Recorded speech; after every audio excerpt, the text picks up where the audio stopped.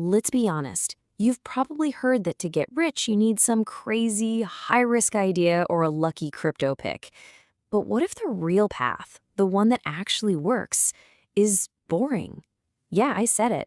Today, we're diving into a set of stunningly simple, almost mind numbingly dull rules that can take you from flop broke to financially free.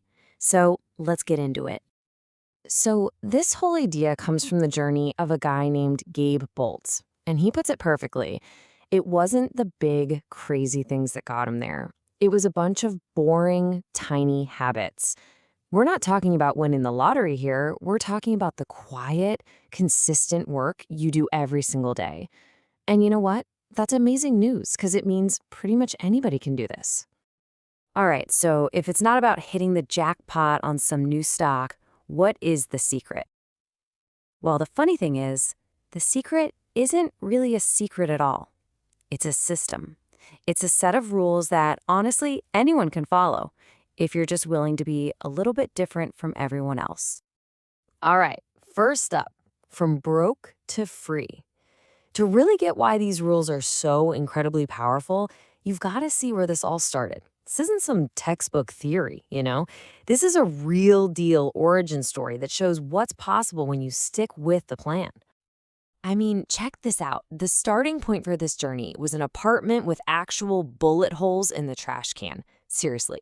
To go from that to being completely financially free in just 7 years, that's insane. It just goes to show you that these boring habits, they pack a serious punch. Okay, so where do you even start? That brings us to our next section, the thief in the mirror. Because the first step, it's not about spreadsheets or apps. It's a total mindset shift. It's about realizing that your biggest obstacle, your biggest financial enemy, well, it's you. And the very first rule is going to sound kind of messed up. It's be selfish. And I know, that sounds awful. But hang on, we're not talking about being a jerk. It's about being selfish for future you. You know, the person you want to be in 10 years, you got to put them first ahead of the I want it now you. And this is how you do it. The idea is called pay yourself first, but I love this other way of putting it. You have to steal from yourself. Yeah, you heard me. The second that paycheck hits your account, you systematically rob yourself for your own good. You pull that money out for your future self before you pay rent, before you buy groceries, before anything. It becomes your single most important bill. So, how much are we talking about stealing? Well, this is where it gets kind of wild.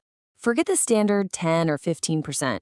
We're talking about saving 50 to 75% of your income for 7 years straight. That's not a suggestion. That's the accelerator pedal slams to the floor. It's what cuts the timeline to freedom from decades down to just years. And I know what you're thinking. How is that even possible? Well, that's where the next rules come in. See, here's the difference in a nutshell. Most people get paid, they pay their bills, they buy their stuff, and then maybe they save whatever's left over at the end of the month, right? The system we're talking about completely flips that on its head. You save that huge chunk first, period. Then you're forced to get creative and figure out how to live on what's left. It's a total game changer. Okay, but still, saving 50%, it sounds impossible. So, how do you actually do it? Welcome to Section 3, your unsexy spending rules. And trust me, these are not glamorous, but they are incredibly effective. So rule number 1, never ever finance things that go down in value. And the number one culprit is the car. Think about it. That new car loses a massive chunk of its value the second you drive it off the lot. So instead of a $500 a month car payment, you buy a reliable older car for cash. And that $500 a month, that goes straight into your investment account.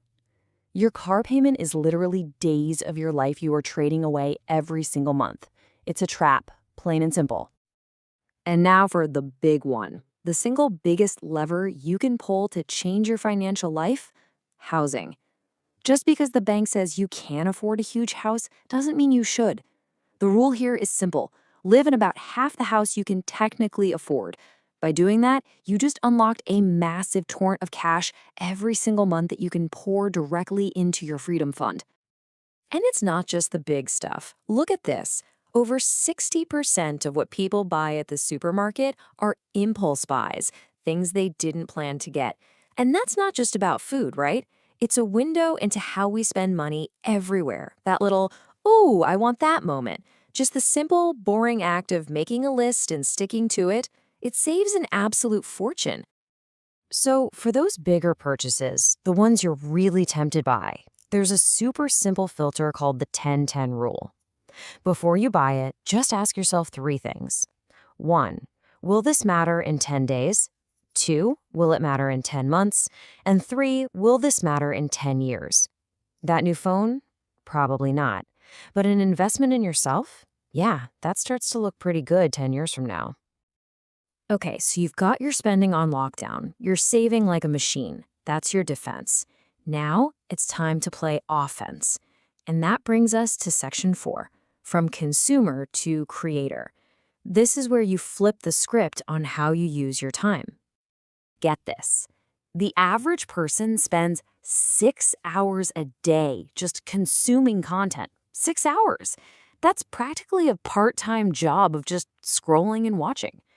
Now, what if you took just one of those hours and instead of consuming something, you created something or learned something? That's the shift. Stop just taking in value and start putting it out into the world. But how do you even get the motivation to do that? Simple. You brainwash yourself. I love that phrasing. You just completely immerse yourself in whatever you want to learn. If you want to get good at finances, read 10 books about it.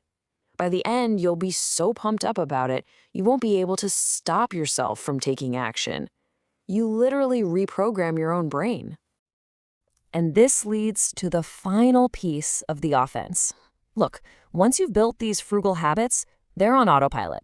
Stressing about saving a few bucks on coffee isn't the best use of your energy anymore. The real focus needs to shift from saving pennies to earning more dollars. Your energy is much better spent learning a skill that can get you a raise or starting a side business. All right, we've talked mindset, we've talked defense with saving and offense with earning. So what's the magic glue that holds all of this together? That brings us to our final section, the power of boring. And here it is, the big reveal. The secret sauce is consistency. That's it. It's not about being a genius. It's about the relentless, day in, day out, mind-numbingly boring application of these simple rules. The magic isn't in the action, the magic is in the repetition. It's doing the same simple things over and over and over again for years. And this is what that journey looks like. That first year, it's a grind. You're just forcing the habits, and you don't see much progress. But then, somewhere around year 4, something magical starts to happen. Compounding kicks in. Your money starts making money, and your skills start paying off. And by year 7, wow, the results are just on a whole different level. And if you need one last piece of math to really bake this in, look at this. If you get just 1% better at something every single day, at the end of the year, you're not just 365% better, you're almost 38 times better. That's the insane power of compounding. It applies to everything, your money, your skills, your relationships. Tiny, boring, consistent efforts lead to absolutely massive results over time. So that's what it all boils down to. It's not about being the smartest person in the room or getting some lucky break. It's just a choice. The roadmap is right here. It works. But it's not easy. So the only question left for you is the one that really matters. Are you willing to be boring today so you can be free tomorrow?